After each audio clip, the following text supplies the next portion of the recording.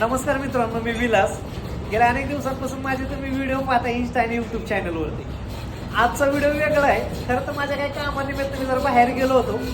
जिजुरीहून येत असताना आहे ना, एक बाबा, आजोबा, काका, खरं तर वडीलधारे रस्त्याच्या कडेला उभा होते. त्यांचाच परिचय करून घेऊ. काका, नाव काय तुमचं? शांताराम तावरे. आणि जेजुरीच्या रेल्वे रुळाच्या शेजारी म्हणजे असणाऱ्या पुलाच्या शेजारी उभा होते. किती तास उभा होतो? 2 तास गाडीवाल्यांना हात करत होते उन्हामध्ये. तर पैसे द्यायला तयार होता. 50 रुपये जवळ आहेत ते. त्याच्यानंतर ते गाडीला हात करतायत, पैसे द्यायला तयार. पण गाडी काय 2 तास थांबत नव्हती.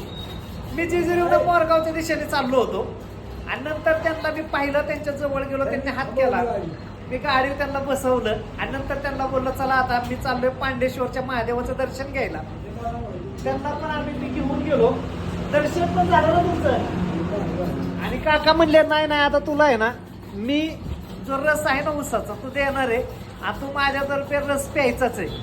मी त्यांना नको बोलतोय. नाही नाही म्हणलं, तुला मी, मला 2 तास उन्हात थांबवलं, लोकांनी मला घेऊन नाही गेले.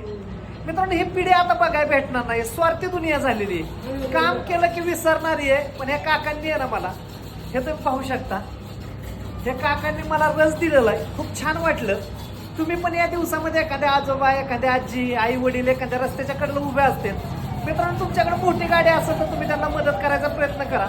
छोटी गाडी असेल तर 2 व्हीलरवरती एखादा व्यक्ती असेल तर घेऊन जायचा प्रयत्न करा. हा पण चोरांपासून सावध राहा. काही लोक गाडीला हात करतात आणि चोरी पण करतात, असं पण बघितलंय मी.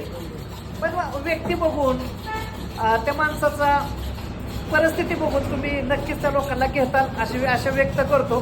भेटूया नेक्स्ट व्हिडिओमध्ये. तुम्ही पण या उसाचा रस प्यायला.